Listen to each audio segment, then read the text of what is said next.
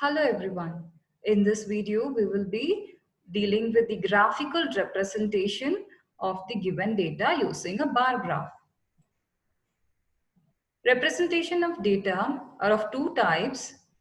One is by non-graphical technique, that is by using tabular form, case form. The other one is graphical technique, that is by using a pie chart, bar chart, line graph, or geometrical diagrams.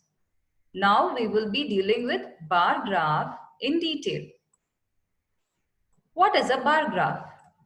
A bar graph or bar chart is a graphical display of data using bars of different heights and uniform widths. And it is used to compare and contrast measures of distinct categories of data. Bars can be represented both vertically and horizontally, and the length of the bar graph represents the required information. One point you need to focus on, that is the scale of the bar graph. It is nothing but the number used to represent 1 unit length of the bar graph. Choosing an appropriate scale for a bar graph is important. Let us take an example here. The bar graph shows the pets owned by class 7 students. X-axis shows the categories and the scale 1 unit represents 2 students along Y-axis.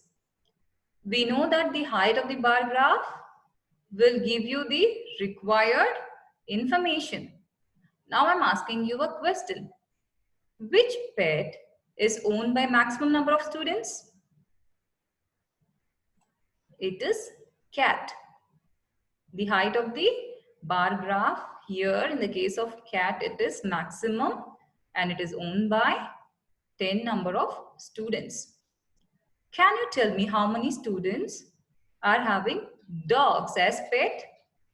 Yes, it is 8 number of students. Such information can be obtained from a bar graph. Let us take an example.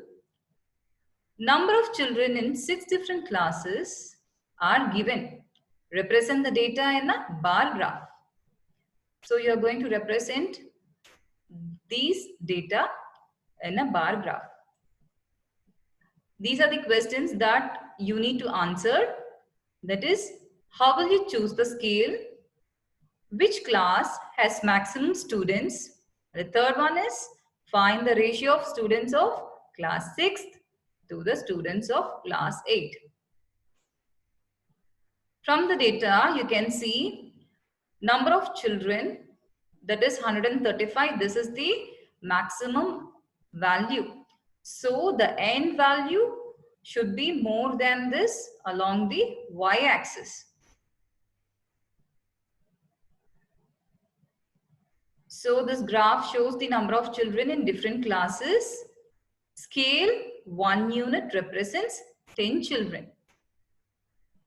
Students are taken along the y-axis and the categories of different classes are along the x-axis. So the graph will be like this. So the maximum number of children are in the 5th class, that is 135. We know that the height of the bar graph will give the required information. Can you tell me how many children are there in class 6? It is 120. Then in class 8, it is 100. You need to find the ratio of these two values. So the required ratio will be 6:5. Such informations we can obtain from the bar graph. Let us consider another example here. Consider this data collected from a survey of a colony. Showing the data showing favorite sports such as cricket, basketball, swimming, hockey, athletics, and people who are watching and participating. So let us see what are the questions given related to this data. The first one is, draw a double bar graph choosing an appropriate scale. The next question is, which sport is the most popular one? The last question is, which one is more preferred, watching or participating in the sports? We know that the height of the bar graph will give you the required information. So let us draw a double bar graph. This graph shows the survey of the colony. Scale 1 unit equals 200 people of the colony. The green colored bars shows the people who are watching the sports, and the yellow one shows the one who are participating in the sports. So along x-axis, these are the different categories of the sports such as cricket, basketball, swimming, hockey, and athletics, and number of people are shown along the y-axis. So the next question is, which is the maximum viewed sports? We know that the height of the bar graph will give you the required information. So it is the cricket. That is 1240 people are watching it. And from the bar graph, it is explicit that watching is more preferred than participating. In all the cases, the height of the bar graph of those who are watching is more when compared to the bar graph of the participants.